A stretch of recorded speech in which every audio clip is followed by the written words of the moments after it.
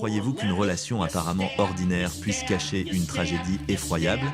Dans la vidéo d'aujourd'hui, nous allons explorer l'histoire vraie de Camilla et Marcel, depuis les premiers signes avant-coureurs, les événements choquants au sein de la famille, jusqu'au procès intense et aux décisions judiciaires finales. Il ne s'agit pas seulement d'un meurtre, mais aussi d'une leçon sur les conséquences de la violence, de l'irresponsabilité et sur la manière dont la loi affronte les comportements dangereux. Suivons ensemble chaque détail pour comprendre les causes, le déroulement et les répercussions de cette histoire bouleversante. Dans la nuit du 18 mai 2013 à Jackson, dans l'État du Michigan, aux États-Unis, la police reçoit un appel d'un voisin signalant des bruits inhabituels provenant de la maison voisine. À leur arrivée, les forces de l'ordre aperçoivent Camilla, 31 ans, couverte de sang, errant seule à l'extérieur de la maison.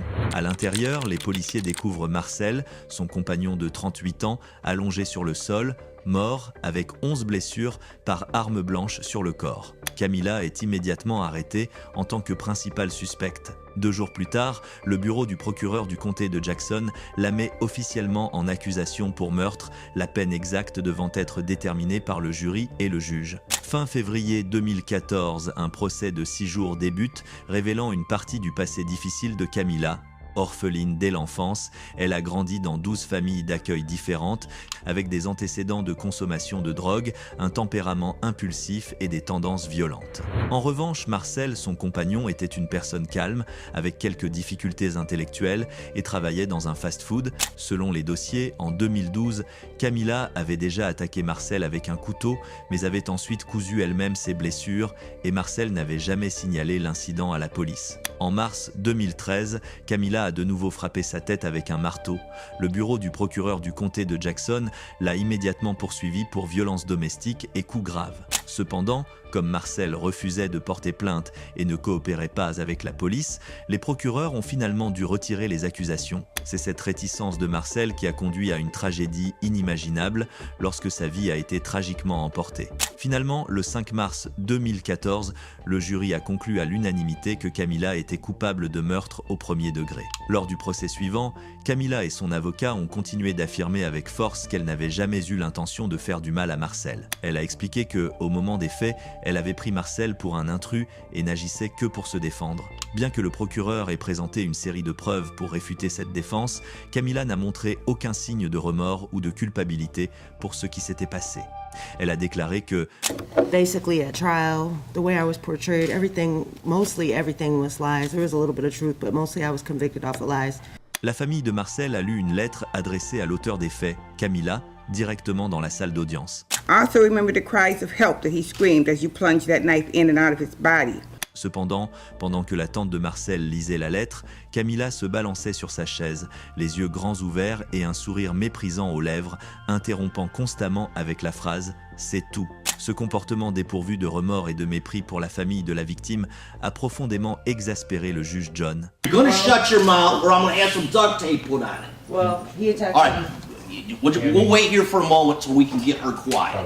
Katie, l'adjointe du procureur principal, ne pouvait pas non plus contenir sa colère en voyant l'attitude de Camilla au tribunal. We have no choice but to send her where she will also die. I can't believe she stands before you doing this morning. Please.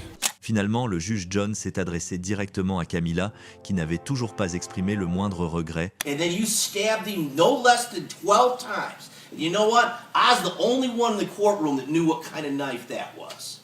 And it was a big old long fillet knife. Because you gutted him like a fish in that apartment too. You were relentless. You stabbed, you stabbed, you stabbed, you stabbed, you stabbed until he was dead.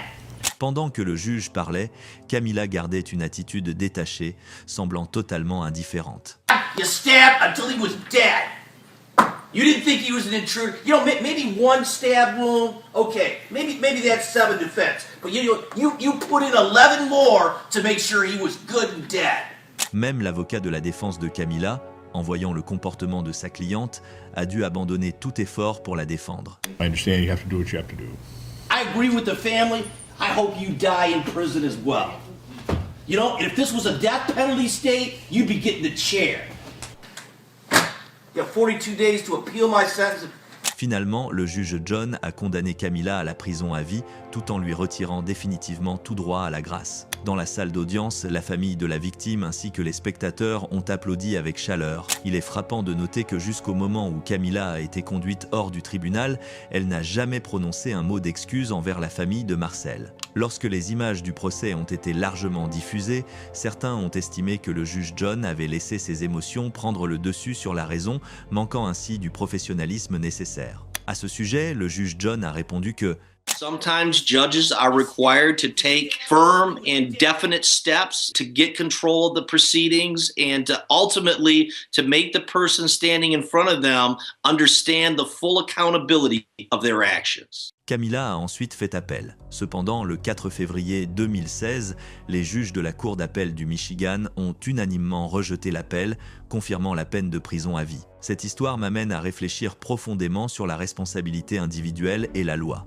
Aux États-Unis, ce sont les droits de la victime et les preuves qui déterminent la peine, tandis qu'en France, l'attitude et le contexte personnel sont soigneusement pris en compte. Les deux systèmes soulignent la même leçon, la violence n'est jamais pardonnable et chaque acte a ses conséquences. Que pensez-vous de cet événement? Avez-vous déjà vu un cas similaire? Discutons-en ensemble dans les commentaires, juste en dessous. Merci d'avoir regardé notre vidéo YouTube. Pense que la vidéo qui s'affiche à l'écran va vous plaire, cliquez dessus pour la découvrir.